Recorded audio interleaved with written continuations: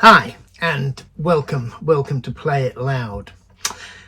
Today I want to talk a little bit about the small faces, and in particular the nice capital letters albums that are being re-released by Kenny Jones. I think finally has the rights to the Small Faces catalogue back. I think it's very well known that the Small Faces were royally screwed by their management back in the day and didn't make any money off of their very successful career, albeit short. But we now have re-releases, and I want to talk about two of them in particular. But I'll start just by reminding people of this box set. I've done a whole video on this. Please look it up. It's a really superb box set, and the sound on it is, I didn't think the Small Faces could ever sound that good. Surprising really, because there were some very good producers who worked on their records, but I think at least one of them worked with the Rolling Stones and with the Small Faces, got great sound with the Stones and not with the Small Faces. But hey, there you go. Right, so moving up to date, because this has just, I say, hit the shops. I don't know if it's available through the shops. It's certainly available through the Small Faces website. This is the immediate Ogdens Nut Gone Flake, and as it says on the front, half-speed mastered edition, mastered by Nick Robbins. Vinyls cut by Henry Rudkins at Air Studios. Replica round sleeve, era-defining #1 album. I certainly can't argue with that. So let's start with what you get. All right, and what you get is quite a lot. If we can, let's start with the album. The album comes beautiful black, but from my perspective, more importantly, in a polylined sleeve. So we're starting with a bit of quality. We'll come back to the sound quality in just a minute. Okay, what else do we get in here? Ogden's Nut Gone Flake, a single card, opening card. Can't handle it.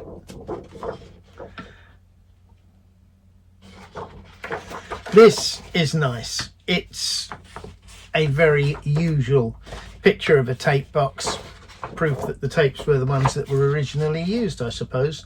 And the details on the back: Steve Marriott, Ronnie Lane, Kenny Jones, Ian McLaughlin, who was playing on what.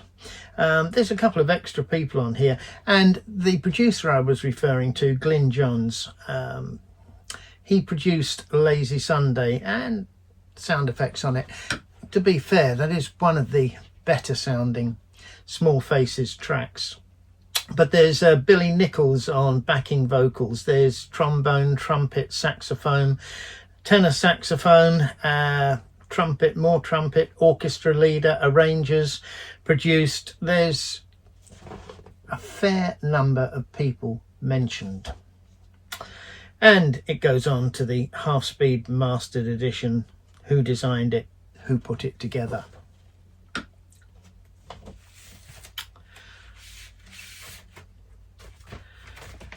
Now we've lost that, we've got this.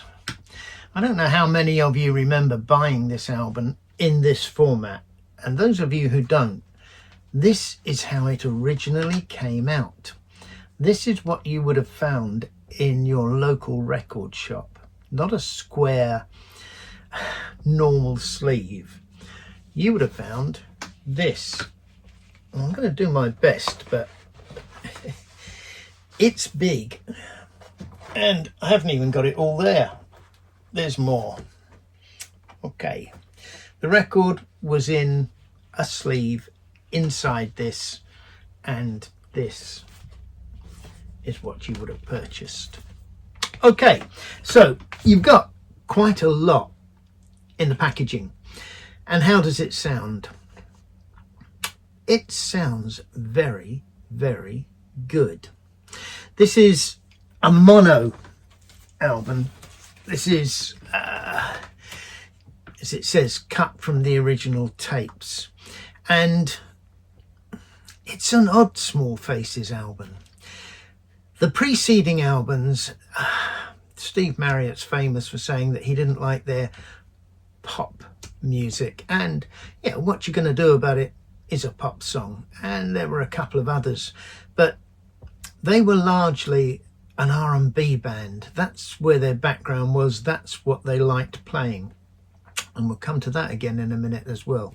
But this it doesn't look the same without that in it, does it? This is different. This is their magnus opus, but it's not the Small Faces as they played live. Probably why I don't think they did play it live. This album has far more in common with Pink Floyd's first album with Syd Barrett. Syd Barrett had a whimsy, great whimsy. And I've said before that there are bands who, when one person left, the band changed. Pink Floyd were never the same after Syd Barrett left. There's lots of other examples. Genesis, a really obvious example. But I'm going off because nobody left these. Nobody left the Small Faces. But this is different. It's got Stanley Elwyn on it. I'm sure people recognise that. The second half has, I've used the phrase before, whimsy. It's really, really interesting. So let's just quickly run through the tracks. Ogden's Nut Gone Flake, the title track, it's an instrumental.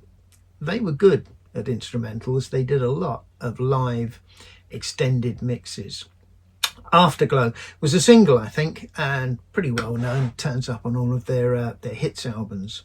Long Ago on Worlds Apart.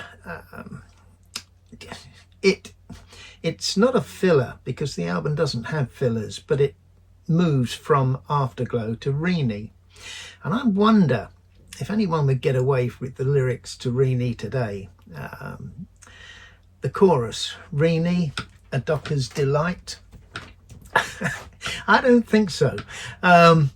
Lovely song. Song of a Baker, yeah, that's rock and roll, and most of this isn't. Lazy Sunday we'll pass on because it's so well known. And then we go on to side 2, which is Happiness Stan. And the big track on here for me is Rolling Over, which again is a rock song, and a really good rock song. And there are live versions of it on the box that I showed earlier on.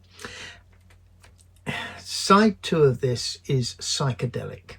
It's, I'm going to say again, it's Syd Barrett psychedelic. And the sound on this album in mono is the best that I have ever heard Ogden's Nut Gone Flake. And I did buy an original, and no, I haven't already still got it. I've got a reprint stereo version from a few years ago. But this version, this is the definitive Ogden's Nut Gone Flake. If you're a Small Faces fan, you have no choice. Which brings us, even if you've got a copy, to this. You've got to buy this one. Which only recently purchased, although I think it's been out a while. This is Kenny Jones' nice recording. This is the earliest Small Faces live concert recording. It's recorded, I think it's in Finland. It's got it on here somewhere. Where are we? No, in Belgium in 1966. And what would be of interest, I hope, to people would be the track listing. So I'll run through it fairly briefly. But we have an early show and a late show. On the early show, they open with Ooh Papa Doo, go on to You Need Loving. You Need Loving, stolen from Led Zeppelin as a first track on their second album. Well done, Robert Plant. Plum Nelly, third track. Then a medley of Baby Please Don't Go, Parchment Farm, and then into Land of a Thousand Dances. The Small Faces at this time, like most groups, did cover a fair amount of Stax and Atlantic stuff. The Who were doing the same, so were the Stones. You can check it out, it's easily done. Side 2, what you going to do about it? Come Home Baby and E to D. The Late Show. Side 3, Come On Children, Grow Your Own, Please Please Please, and Strange. Didn't know Strange, got to be honest with you. Side 4, You Need Loving, Come On Home Baby, E to D, and What You Going to Do About It. It was their top 10, certainly top 20 single at the time. So what do you get? Because this is a really nice package. You'll see it's got stickers on the front. It comes with this. I didn't put it on. This is what you get when you buy it. So we come to there, and we have a really nice gatefold, and in the gatefold we have a Small Faces reproduction of the poster, and if you can see that, a very, very nice picture. Don't think I've seen that one before. Okay, all right, so far so good. Let's open it up. Each album comes like this. You have a commentary here from Martin Payne. Got to be honest, I thought that was Kenny Jones, but we'll come back. And we have the details, the early show, who taped it, where it was, what the tracks are, executive producers, all the details. Okay, and the album itself.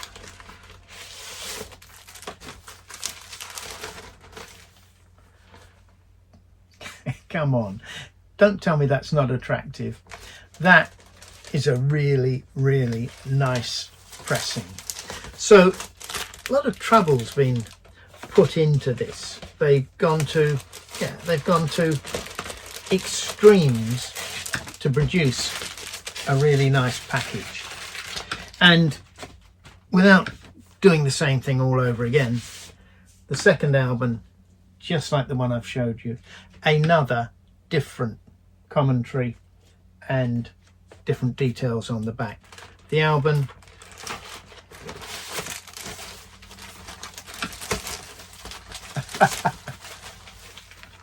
this time in white.